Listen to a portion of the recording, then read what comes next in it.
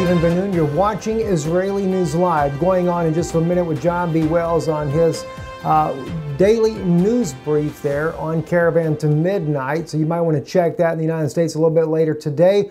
Also, we have loaded up our very insightful broadcast part 2 about the alien invasion, how that regards in biblical terms there, how that is actually a real possibility and what we need to do to get ready. We also, as I looked at this, I began to realize that the Antichrist and what he will do has a lot to do with the things that I'm seeing here, so I shared some in-depth insights about that as well. So you definitely want to go to DeNoon Institute, check out that latest broadcast. No doubt it will definitely be eye-opening for you there and what you can do to be ready as well.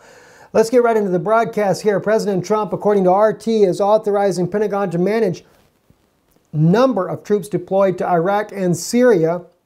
It's kind of interesting, about 5,000 are over in Iraq, according to the statement there, 500 there inside of Syria.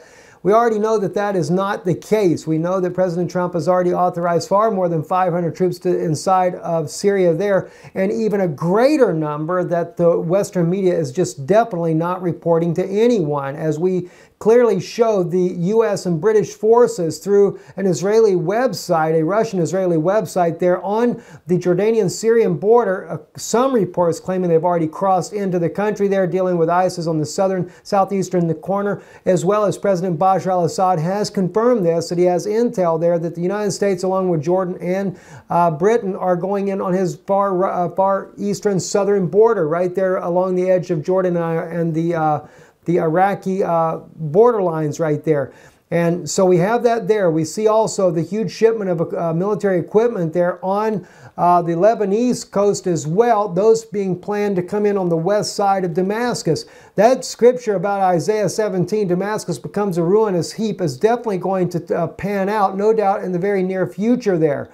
And it looks like Russia and Iran, though, are throwing another monkey wrench in this here by pledging to put troops on the ground. Of course, that report, as we brought that out to you from the Syrian army, is alleged thus far. We still have not been able to verify that, but that's what we're seeing on that side there.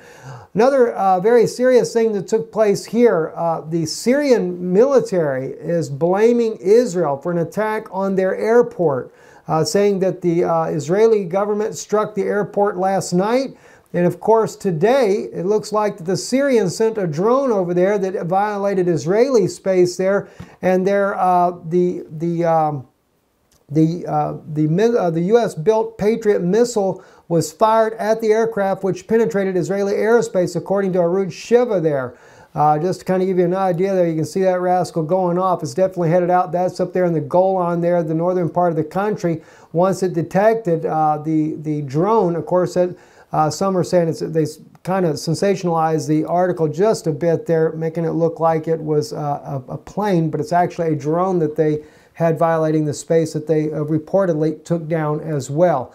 Again, I stand with Israel's right to defend itself, but I'm very concerned that Israel's getting more and more involved with the U.S. and the allies there that have been trying to topple President Bashar al-Assad, and it's only going to bring about a much deeper attack on Israeli sovereignty in the near future. And no doubt Iran and other nations will join in and attack Israel in the near future. And the very rebels that Israel has assisted that are inside, some of these thugs are just downright hate Israel no matter what, but Israel has certainly brought medical aid to them.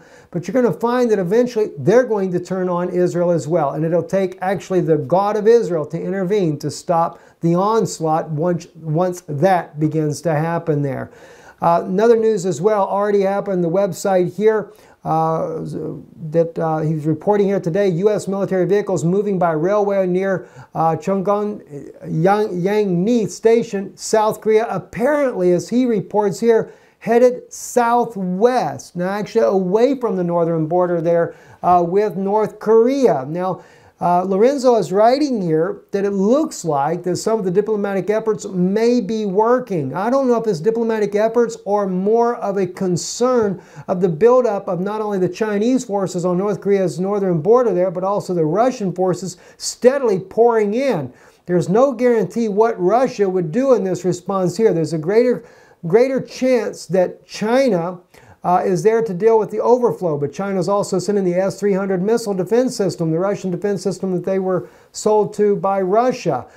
So again, China willing to deal with this in a diplomatic means, but it does not look like they were willing to do a military means and put all their bombers on high alert. Maybe Russian generals realize that China and Russia have secretly joined forces together in order to put a stop to what the United States is doing with their allies, Japan and them, with North Korea. But again, North Korea is a major threat to South Korea, as well as Japan, Australia, as well as mainland United States, and continuing to develop more weapons, more intercontinental ballistic missiles, so that they can be even a greater threat in the future. And Kim Jong-un is definitely not a stable character. And at the same time, though, as we said there, though, what's really troubling to me as well is that we had an admiral today speaking about North Korea, and he states here in this particular speech that he gives here that North Korea is about the most serious situation that he's seen in a long time. Watch what he says here. On the Korean Peninsula is real. It's the worst I've seen. I'm not a student of the Cuban Missile Crisis, but what I know of it, it seems that we are faced with a threat and a leader who is intent on achieving his goal and of a nuclear capability against the United States. As you hear it right there, it is very serious situation there. And again, I just think that the crisis on the North Korean peninsula is the, as he put it here, let me move up to his words right there, is real as the worst I've seen, states Admiral Harris about the situation there in North Korea. So, you know, we look at that, and then on top of it, Lorenzo on his Twitter page puts out these photos here of yet another train load in eastern Russia of tanks all headed down to the Korean border there. This time we have a load of tanks, a lot of tanks on the rail cars as well. And of course, the United States has played down this greatly, saying that this is all there to handle the refugees coming in. Do you think Russia and China are going to take tanks and just mow down a bunch of refugees crossing their borders? No. If you got tanks, you got anti-missile system batteries and everything like that, and of course Kim Jong-un not even threatening China or Russia, then you realize that they are there to fend off the United States. And that changes the entire plan and what the United States is going to do. But remember, tidings out of the north and out of the east trouble him, that king of the north, and he goes to make away many. So this is definitely not over as of yet. And we go back and we look at what President Trump is doing over here, according to the article on RT, giving his generals the go-ahead to manage those troops and the numbers of those troops that are there. That's another disturbing situation there, because